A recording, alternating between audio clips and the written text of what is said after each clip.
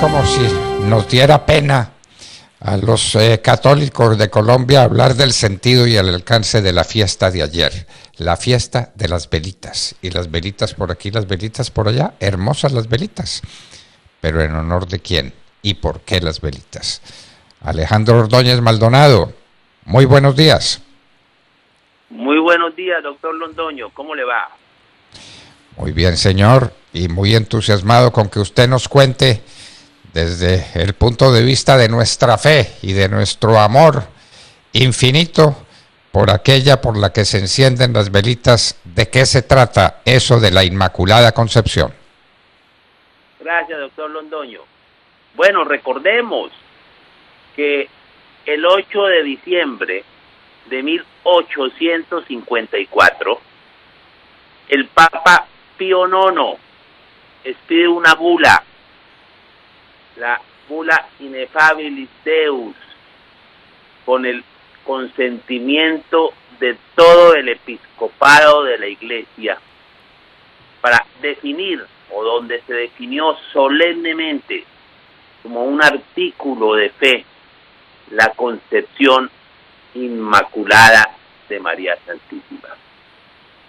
¿Y eso qué quiere decir? Que la Virgen Santísima fue concebida sin el pecado original, porque todos los hombres nacemos con el pecado original, con excepción de nuestro Señor y la Virgen Santísima.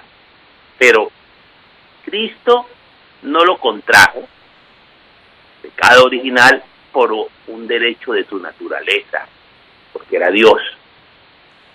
Pero la Virgen no tenía ese derecho por su naturaleza, porque era criatura humana, pero lo obtuvo por un especial privilegio de Dios que se llama la Inmaculada Concepción.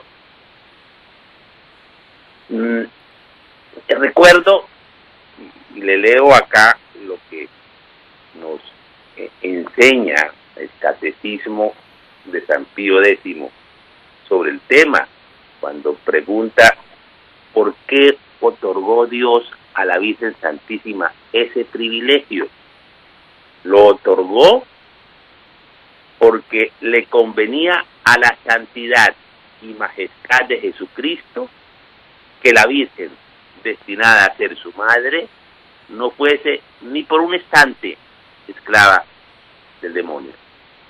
Y lo que la Iglesia en toda su historia ha querido con la celebración de esa fiesta de la Inmaculada es aumentar más y más en nosotros la devoción a la Santísima Virgen, despertar en nosotros el reconocimiento que Dios le da a ese privilegio, ensalzando a la Santísima Virgen, y avivar en nosotros la fe en ese privilegio de la Virgen, y darnos a entender cuánta estima y ama a Dios la pureza y la santidad de las almas.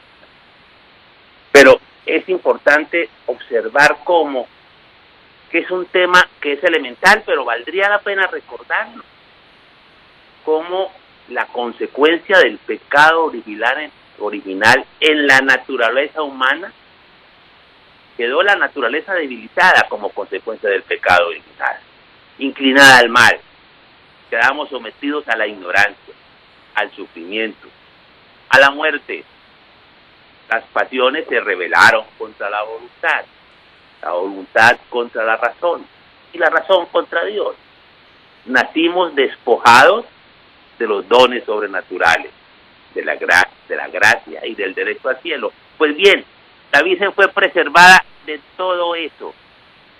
Y cuando hablamos de la Inmaculada Concepción, estamos hablando de que fue preservada de todo ello. Por eso, el Papa Pío IX, el 8 de diciembre de 1854, textualmente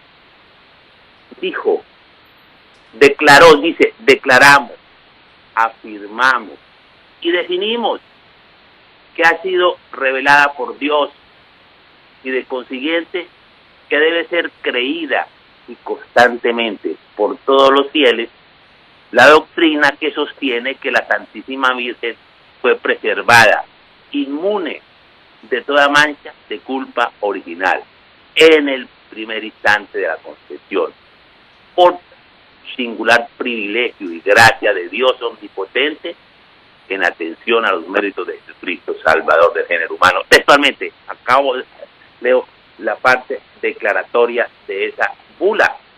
Pero esta doctrina vale la pena referir, es de origen apostólico, que tiene fundamento en las Sagradas Escrituras. Recordemos en el Evangelio de San Lucas, cuando el ángel San Gabriel utiliza la expresión al referirse a la Virgen María, la llena de gracia, en el momento de la Anunciación.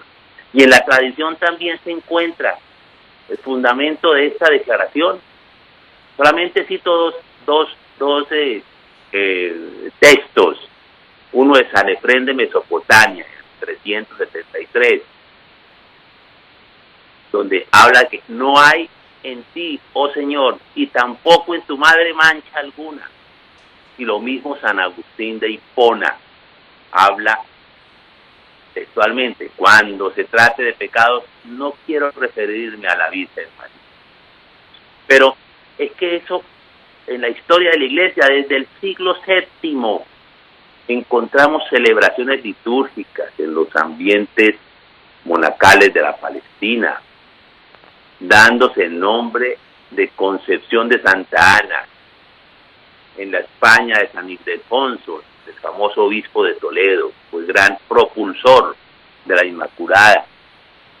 Del siglo VIII al siglo IX se celebra la fiesta de la Inmaculada Concepción en Inglaterra, en Irlanda, en Francia, en Alemania.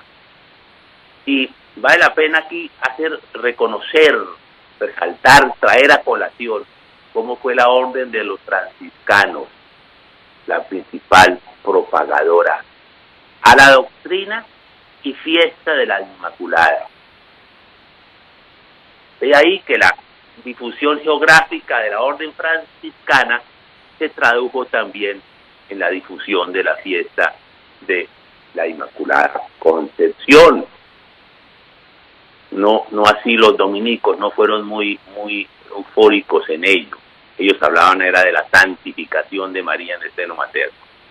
Y es muy conocido el famoso doctor mariano, el beato don Juan Dun Escoto, que fue famoso en sus debates en la Universidad de Oxford, en la Universidad de París. Fue famosísimo un debate donde él destruyó todos los argumentos que había en contra de la Inmaculada Concepción. Con este razonamiento, doctor Londoño, se lo leo: si quiso Dios y no pudo, no era Dios. Si pudo y no quiso, no era hijo. Pudo y quiso porque era Dios y era hijo, y por tanto lo hizo. Dun Escoto. También es famoso otro franciscano, Raimundo Lulio, que fue un misionero terciario franciscano. Pero también varias universidades estuvieron muy comprometidas en esta defensa y propagación de la Inmaculada Concepción. En principio la Universidad de París, la de Colonia, la de Viena, y después se vincularon otras muchas universidades.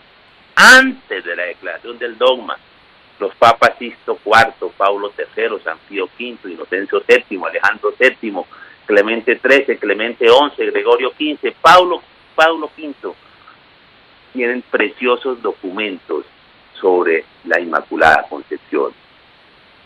Mire, entre 1855, el año siguiente a la proclamación del dogma, y 1929, se han fundado 94 congregaciones religiosas con el título dedicado a la Inmaculada. Igualmente, vale la pena advertir, el ingreso a la iconografía en la devoción de la Inmaculada.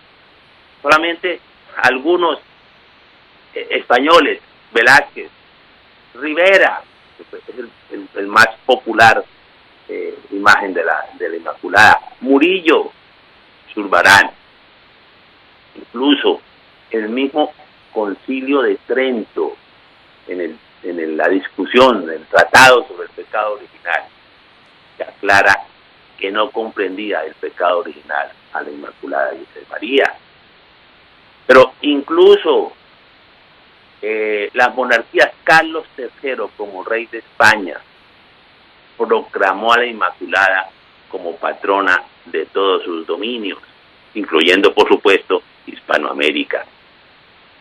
En la recopilación indiana se encuentra un texto que es precioso. Dice en la recopilación de las leyes de India, libro primero, tomo 1, ley 24, doctor Londoño, comillas, en reconocimiento de las grandes mercedes y particulares favores que recibimos de la Santísima Virgen María, Nuestra Señora, hemos ofrecido todos nuestros reinos a su patrocinio y protección, señalando un día en cada año para que en todas las ciudades, villas y lugares de ellos se hagan novenarios y cada día se celebre misa solemne con sermón y la mayor festividad que sea posible. Y posterior, en una fecha anterior, 1840, y en una posterior, 1858, dos preciosas apariciones de la Virgen. La de Rue de Bac, la de la medalla milagrosa, tiene relación con la Inmaculada. Y por supuesto la de Lourdes, el 11 de febrero del 58. Recuerda que la Virgen en Lourdes le dice a Santa Bernardita: Je suis la Immaculée Concepción. Yo soy la Inmaculada Concepción.